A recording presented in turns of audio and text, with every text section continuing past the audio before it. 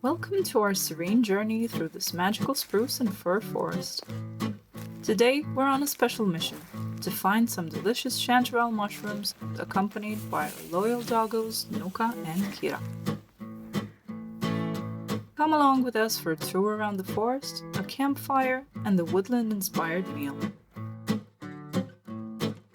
As Kira leads the way along the winding dirt road, every so often we will step off the beaten path deep into the forest, hoping to come across this distinguished golden mushroom with each detour. She's eagerly sniffing her way through the forest, nose to ground, catching whiffs of all sorts of new and intriguing scents. But not the one we're after, the specific earthy aroma of chanterelles.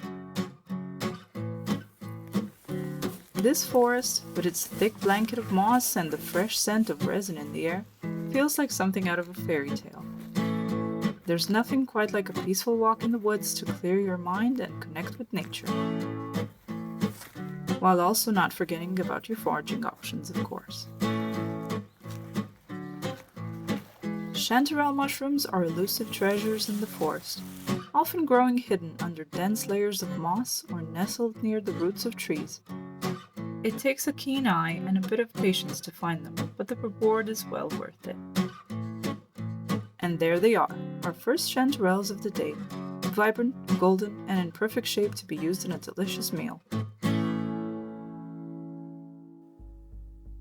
Chanterelle mushrooms are like the wild jewels of the forest, untamed and impossible to domesticate. Unlike the common varieties you might find neatly packaged on store shelves, chanterelles defy cultivation. They only grow where nature wills it. In the deep, damp woods along the roots of evergreen trees. Because of this, they are a rare sight in most grocery stores, making it all the more special when you stumble upon them in the wild. Out here, however, they're free for the taking, if you're lucky enough to find them. It's like nature's way of rewarding those who venture off the beaten path and take the time to look closely.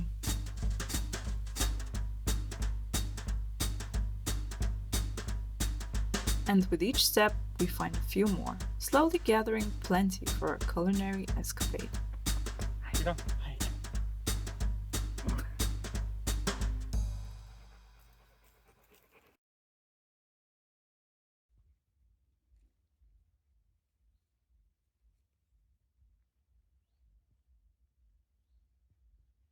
The forest was generous today.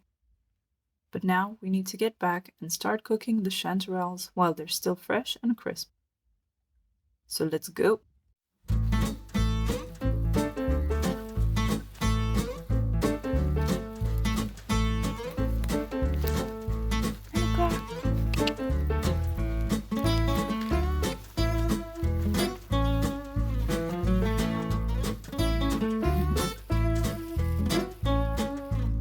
Back at our cozy spot in the woods, it's time to clean our haul and get cooking.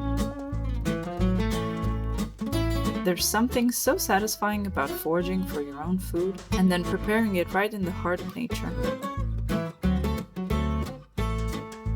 Let's take a moment to admire this array of golden hues and delicate textures.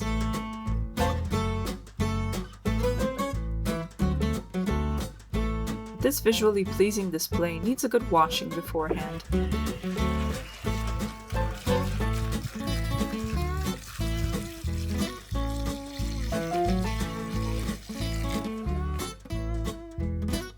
We'll let the chanterelles soak for a few minutes to gently loosen any dirt and to absorb a bit of moisture necessary for the dish. Instead of just rinsing them quickly, I'm taking my time with the cleaning process. These mushrooms are tricky to clean because their delicate, frilled edges tend to trap bits of dirt, pine needles, and moss from the forest floor. It's a bit of a painstaking task, but necessary to make sure we get rid of all the debris. And the first wash is done.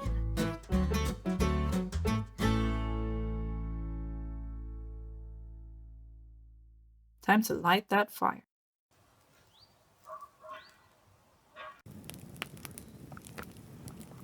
The wood smolders and teases, stubbornly refusing to catch. But just when we were starting to doubt our impeccable firewood layout skills, The fire suddenly catches with a burst of heat and crackle, as if it's been waiting for the perfect dramatic moment to spring to life.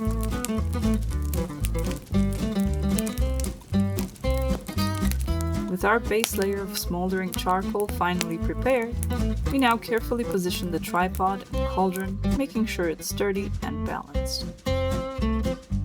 Round 2 of the Chanterelle spa treatment. A little extra rinse never hurt anyone, right? As I gently tear apart the chanterelles for a final rinse, look what I find. A tiny flea-like hitchhiker. This is exactly why these mushrooms need a thorough wash and a keen eye.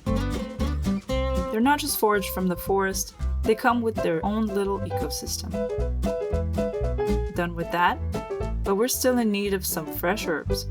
Luckily, there's plenty of wild thyme just around the corner. And just as little nuka is small in stature and yet full of character, wild thyme is tiny but packed with intense flavor. This is a hardy, low-growing herb that thrives in dry, rocky soils and sun-drenched environments.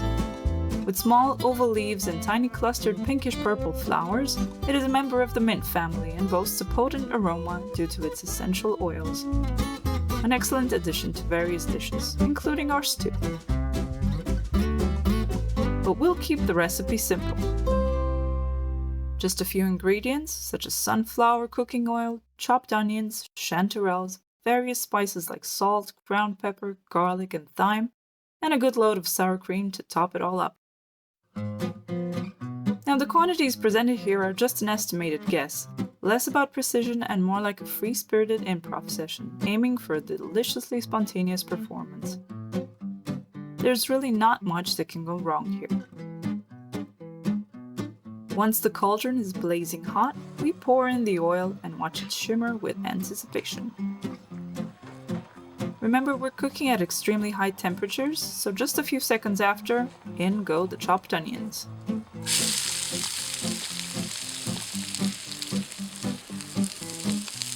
Let nothing go to waste. With a spoon befitting of the cauldron's size, we stir the sizzling onions around until they become soft and translucent.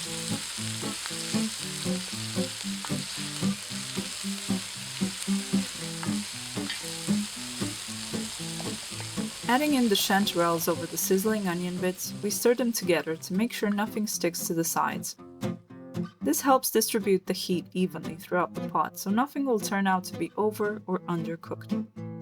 A good mix goes a long way in blending the flavors evenly and keeping a uniform mushroom texture in every bite.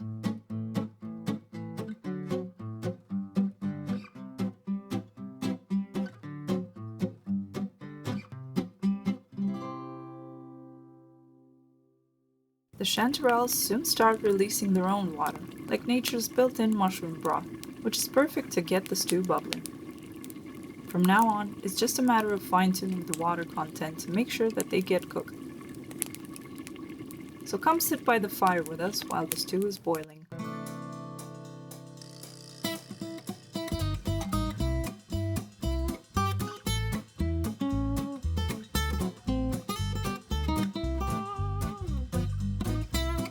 We will now unceremoniously throw in the seasoning, splash, and keep stirring for the same reasons.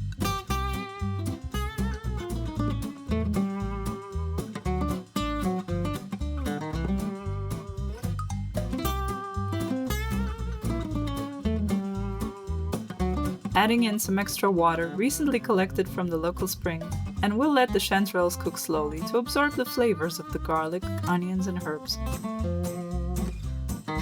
All we need now is a little patience.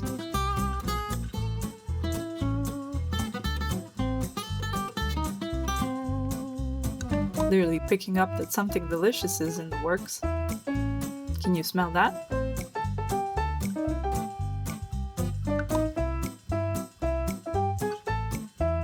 Now it's time for the final touch, the sour cream.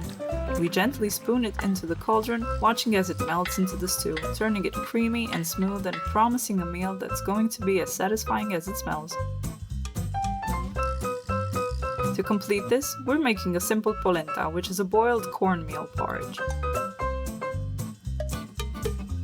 There's a certain magic to cooking outdoors over an open fire. It brings out the deep, earthy flavors of the ingredients and makes the meal that much more special. And here it is, our reward after a day of foraging. A homemade meal enjoyed right here in the heart of the forest.